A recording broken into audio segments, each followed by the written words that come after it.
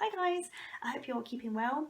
I just want to say that my name is Jen. I work for London Road Baptist Church, and as a group of kids and teenagers on a Sunday, we are looking at different characters within the Bible and looking at their journeys and their lives and learning from their experiences and looking at ways that we can apply things that happen to them and their experiences to our lives. And I believe that God's word is relevant to us, and I believe that the experiences of people within the Bible are still relevant to us today.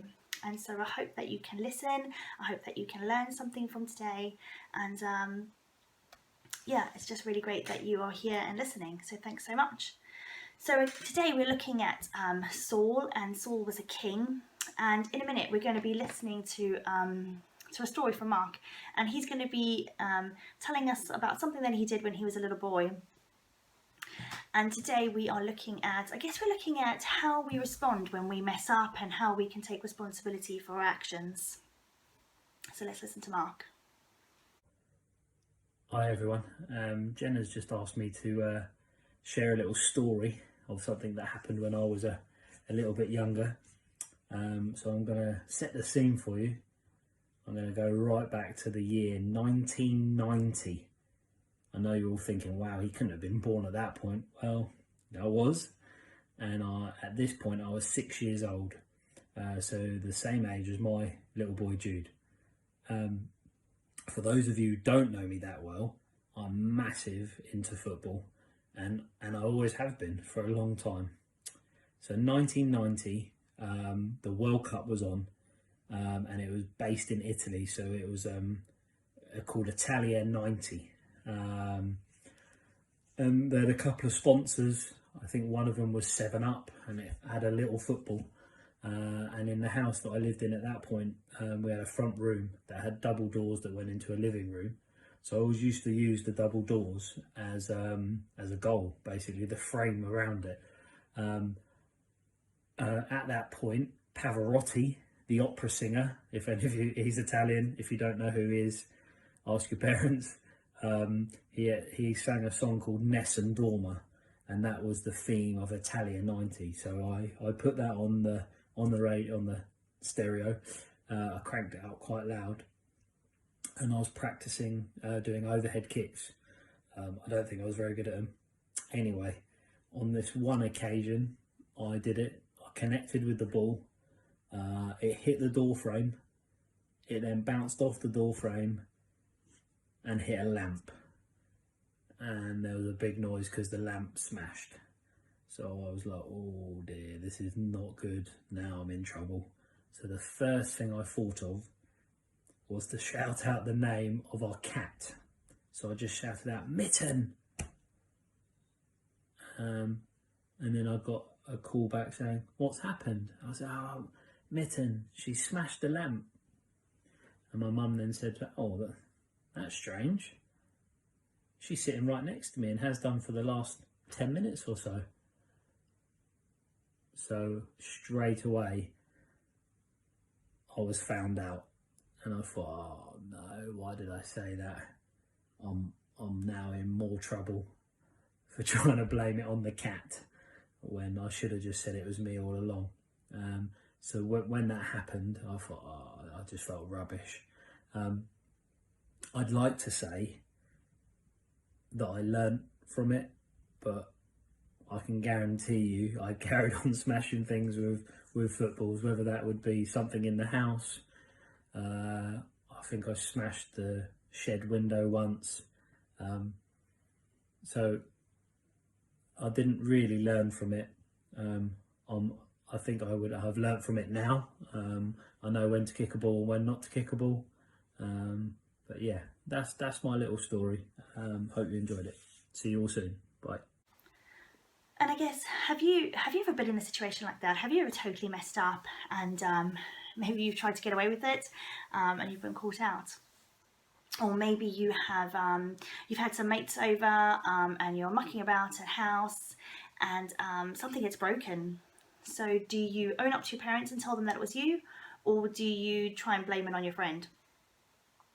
Or perhaps you're in class and you and the girl next to you are chatting away, and you get caught out by your teacher, and your friend, she gets detention, but you get away with it. Do you own up to that? Do you admit that it was yourself and to take a detention as well? Or are you just really pleased that you managed to get away with it? And I get it. Sometimes it's really hard to admit when we've messed up, and sometimes it's really difficult to take responsibility for our mistakes.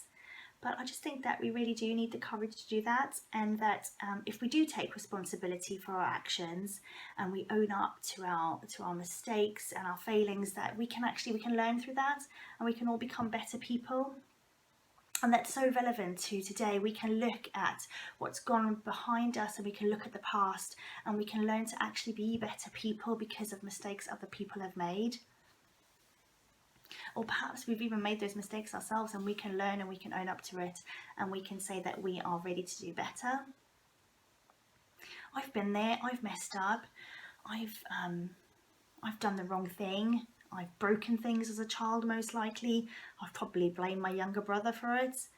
And I get that sometimes fessing up to our mistakes and the things that we get wrong isn't always easy to do, and sometimes we can, if we go to like fess up, we feel hot, or our stomach feels a bit funny, and we really worry about what the person's going to think about us. I don't know about you, but like sometimes I play out all these different situations in my head of how the person's going to respond. Like, do you know what I mean? And actually, the way that the person responds is so much better than what I was imagining in my head. And that probably just shows that actually I have some really amazing, really lovely people in my life who are ready to forgive any mistakes that I make. But do you always own up to your consequences? And do you always own up when you mess up? So in the Bible, we read about a guy named Saul, and you'll see that actually he started off well, but over time he began to mess up, and then he tried to make excuses for his actions. And I think in some way we can all relate to that. I think even if we look back to the story of the cat and the football and the lamp, there must be something in your life that you can relate to, a situation where perhaps you tried to cover up what you've done and made excuses for it. I'm just going to start by giving you a little bit of a background to Saul. And if you watched last week's video, you would have heard a bit about Samuel. And if not, don't worry about it, because it's still going to make sense. So Samuel, he was a prophet, and a prophet is somebody who hears a message from God and tells people. And he had been leading the people of Israel at that time. And the people of Israel, they were God's chosen people. And Samuel, who was the prophet, he had 2 sons. And they weren't good lads, and they were definitely not leadership material. So the people of Israel, they said to Samuel, we want you to find us a new leader, because up until this time their leaders had only been prophets and judges. And so they wanted somebody who was more of a king, like the other nations around them. And it really wasn't great news for Samuel or God, because the people of Israel, God's people, they weren't supposed to be like the other nations. And God was their ultimate king. And so by asking for an earthly king, they were almost rejecting God. But God, he agrees to their requests, and he leaves it up to Samuel to identify and anoint a new king of Israel. And this is where Saul comes in. And the anointing of Saul as king is really a bit bizarre. So Saul, he's the son of a wealthy man named Kish. And it says in the Bible that Saul was the most handsome man in Israel. And it says that he was head and shoulders above anyone else in that land. And one day, Saul's dad's donkeys, they go missing. So Saul, he goes out on a mission, and he takes a servant with him, and he goes to search for his father's missing donkeys. And he's travelling looking for these donkeys all over the place. And he almost very nearly gives up. And he just wants to go back home. And he says that his dad, like, he's not going to be worrying about the donkeys anymore, he's going to be worrying about him. But his servant that's travelling with him, he suggests that they actually seek out a wise man, and it says that he's the greatest prophet of that time. So that's Samuel, and that they go and ask him to tell them where these donkeys are. And before this, God had already told Samuel that he was going to meet a man who was going to be the leader of the people. And when Saul finds Samuel, the Lord says, that's him, that's the man right there. And Saul asks Samuel, do you know where my donkeys are? And Samuel says, don't worry, your donkeys have been found, and by the way, you're going to be the king of Israel. And Saul's a bit like, say what now? But Saul, he returns home and he follows the instructions that Samuel gives him. And so Samuel tells him all these things, like he's going to meet certain people on his journey home and certain things are going to happen. And everything that Samuel tells Saul happens. And that is Saul's way, that's God's way of showing Saul that he can trust him, that he knows the plan and he's got it in hand. And if you want to read the whole version of that, you can find it in 1 Samuel chapter 9. So Saul, he started off on this donkey hunt and he couldn't find the donkeys and he wanted to go home. And that one last attempt, he goes to find this prophet, Samuel, and he says, your donkeys are fine. And now he's ended up being anointed as the king. How do you think Saul would feel? Perhaps he was shocked, perhaps he was a bit overwhelmed and couldn't quite believe it. Perhaps he thought it was a bit of a joke and was looking for the hidden cameras. Maybe he thought it was actually pretty cool and that he was now in charge and he could have all the donkeys that he wanted. Maybe he thought, I'm actually not really sure if I want to be the king. And then we read that Saul, he's formally announced as the king of Israel in front of all the other people. So in 1 Samuel chapter 10 verses 17 to 25, we see that Samuel, he calls all the people of Israel to meet before the Lord, and Samuel tells them that even though God has done amazing things for them in the past and God rescued them from situations, that they were still rejecting God and they were still wanting a king for themselves. And Samuel says that they are to present themselves in front of God, and that from amongst them there's going to be a king chosen, and Saul is chosen. And then when they look for him, he's disappeared. And so they ask the Lord, where is he? And the Lord replies, he's hiding among the baggage. And when they find him and bring him out again, it says again that he stood head and shoulders above anyone else. Samuel says to everyone, this is the man the Lord has chosen as your king. No one in Israel is like him. And all the people shouted, long live the king.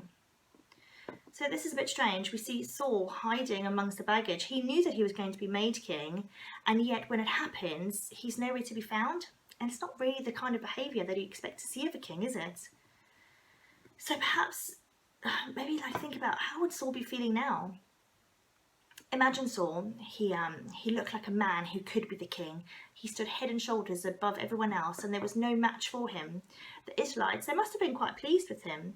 And to me, Saul, he looks a bit like this. But there's something strange and something slightly puzzling about the way that Saul was hiding instead of trusting in God. Even though God had given him all those other signs and things to look for on his journey back home to show that he could trust God, he still wasn't sure if he should be putting his trust in God, and he still wasn't embracing this calling that God had given him. Maybe Saul felt a bit insecure, maybe he couldn't quite believe that God had chosen him, and perhaps he just lacked a little bit of faith. In spite of Saul's appearances, there was something not quite right in his attitude. Perhaps you've been in a similar situation before. Perhaps you felt that you just can't handle something, or that you're feeling a little bit insecure and that you're not good enough. Perhaps that's how Saul felt. But I believe that if God has chosen us for something and that we have faith in him, to put our trust in him, that he knows the plan, that he will equip us for whatever we need.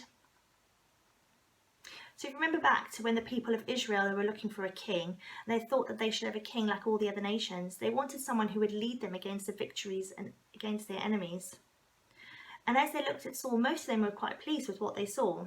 He looked every inch a king. He was just who they needed him to be in battle against their enemies. And initially, Saul, he lived up to those expectations. He lived up to God's expectations, he lived up to Samuel's expectations, and he lived up to the people's expectations. And in his first battle, it was a great success, and you can read about it in 1 Samuel chapter 11. But to sum it up, Saul, he gathers 330,000 fighting men to rescue some people. And significantly, he tells them that they'll be fighting for Samuel and they'll be fighting for Saul. And the battle, it's a great success for Saul, and it ends with him and Samuel organising a great celebration, including sacrifices to God. And here you see a real unity between Samuel, the prophet of God, and Saul, the warrior king. But it's not long before things start to go a bit wrong for Saul. In 1 Samuel chapter 13, verse 5 to 13, it says this: "The Philistines mustered a mighty army of 3,000 chariots and 6,000 charioteers, and as many warriors as the grains of sand on the seashore. The men of Israel saw what a tight spot they were in, and because they were hard pressed by the enemy, they tried to hide in caves, thickets, rocks, holes, and cisterns.